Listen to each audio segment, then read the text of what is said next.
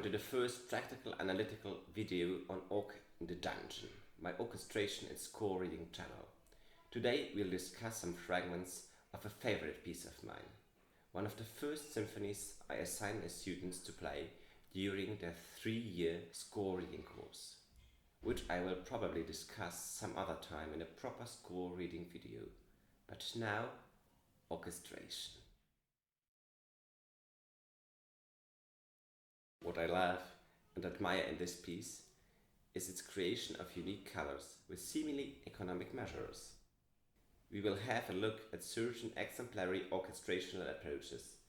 We'll try to understand the logic behind Schubert's choices of instruments, concentrating on the introductional bars, the first and the second theme, with special attention to the various layers of his orchestral textures. We'll ask ourselves, which part of the score sets or creates the predominant mood of each section, taking apart the above-mentioned layers, focusing in turn on each of them, trying out possible alternative ways of orchestration. We shall start our journey through Schubert's unfinished symphony with the opening bars of the first movement, listening first to cello, then double basses, and finally both together.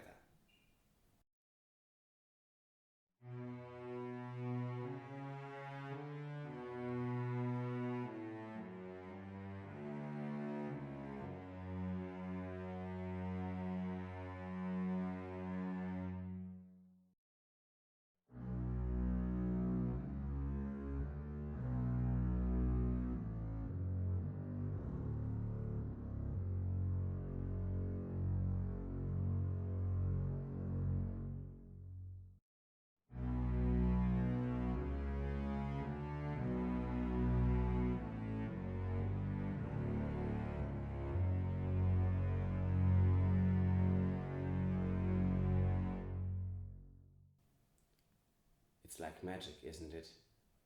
Cello alone, too thin.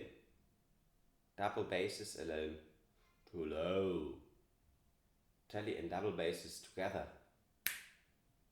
Orchestral music, a symphony. But has Schubert already explored, with this simplest of doublings, the ultimate level of orchestral refinement? Let's do a little experiment.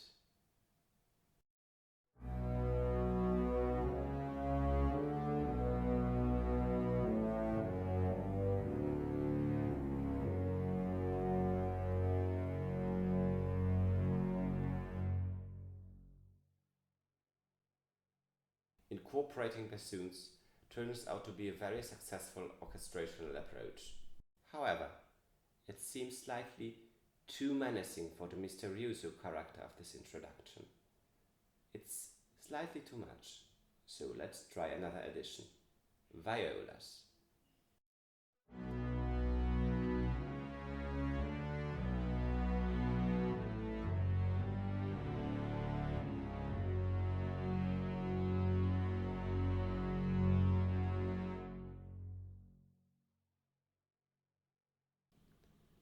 There is nothing wrong with adding violas. It's as successful an addition as the bassoons added prior. However, just as the bassoons added too much weight, too much bite to this passage, violas expand its reach too high, entering the register of the middle octave. This is the register where right after this passage the violins enter. So, when orchestrating, we have to keep in mind not only to orchestrate a certain passage well, but to orchestrate it well in a concrete context. Leaving this middle register unused gives us the possibility to explore it right now, with the violins leaving the upper register open to make the entrance of the theme in oboe and clarinet meaningfuler. Now let's have a look at the first theme proper of the symphony, famously given to the unusual combination of oboe and clarinet. Let's start exactly here with the original instrumentation to explore, analyze and compare it with other possible instrumentational ideas.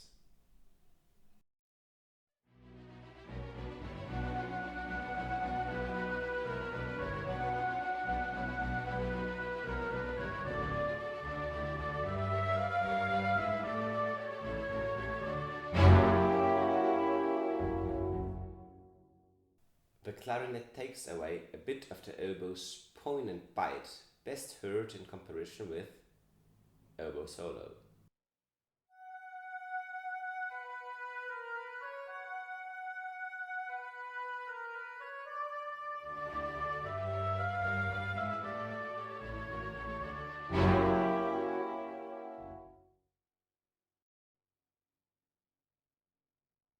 Another option would be clarinet solo.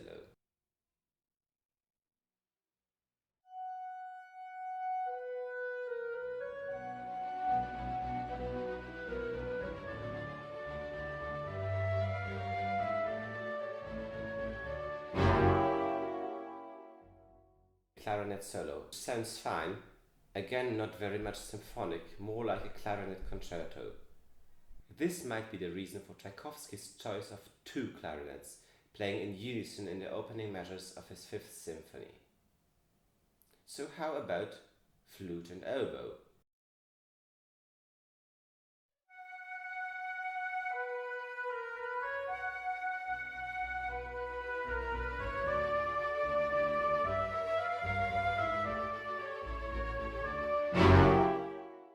For me, too airy. Flute and clarinet sound objectively quite good, but they lack the oboe's bite.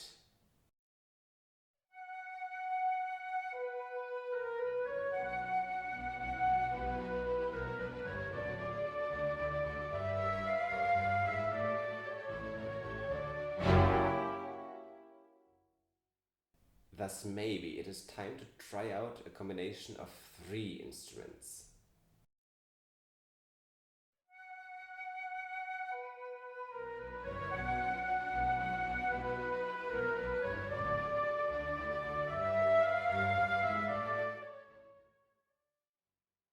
Flute, oboe and clarinet in unison.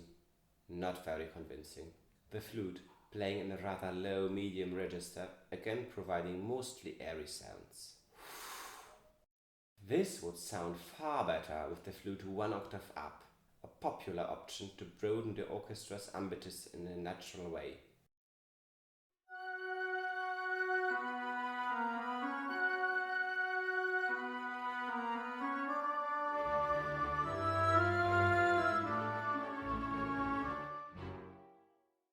Only, as with the opening bars, we need to keep in mind what comes next in the original music.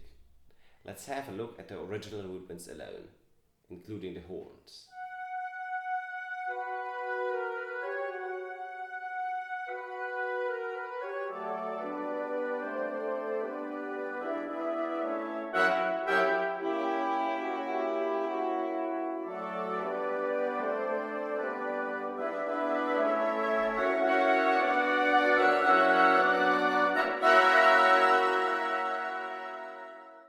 Twice the flute jumps into the higher octave, a sharper forzato being the result. A fine example of enhancing the dynamics by choice of register and addition of instruments. This leaves us with one final option: flute, clarinet, bassoon in octaves.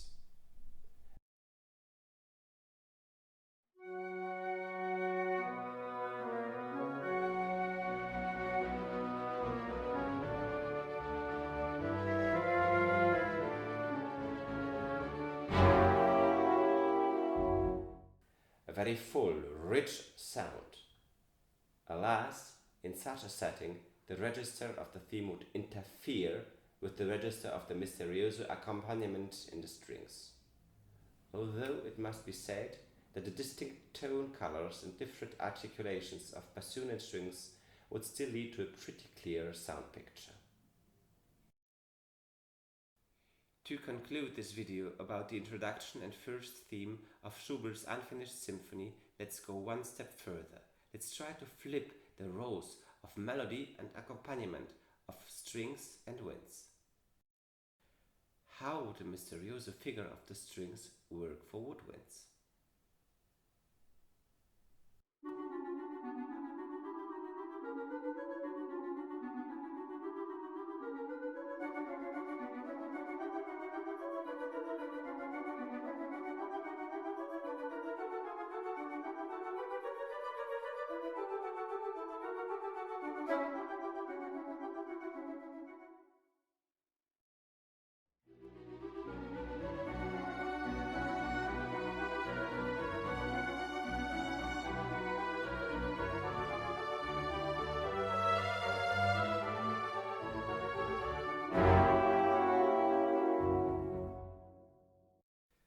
frankly speaking, beforehand I was pretty sure this couldn't work out very well. The mysterious demi-quaver motion in the strings is what sets for me the unique atmosphere of this movement, right after the low register introduction section. The theme alone is surely quite beautiful, well written and all, but the rapping, the pianissimo demi-quavers in the strings and the driving pizzicato basses is what does the true magic here. This is an observation I'd like to point out concerning both orchestration and composition as such. A fine melody is not yet a piece of music. It is all the layers together, foreground, middle ground and background, that set the tone of the music. Now let's have a hear how this whole passage would sound like in a somewhat flipped orchestration, going back to the original towards the last bars.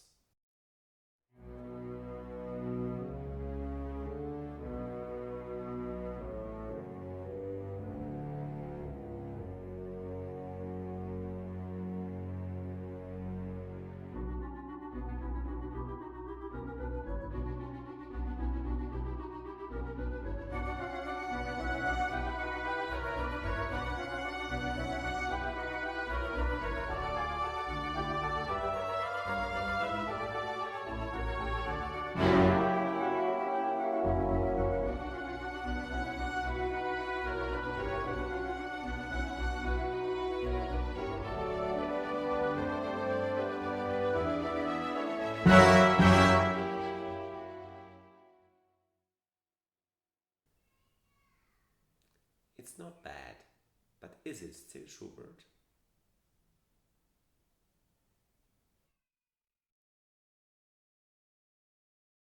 I hope you enjoyed my video. If so, please give it a thumbs up and subscribe in order to stay tuned for my upcoming videos on Beethoven, Wagner, Rimsky-Korsakov, Eino Juhani Rautavaara, and believe it or not, Chopin.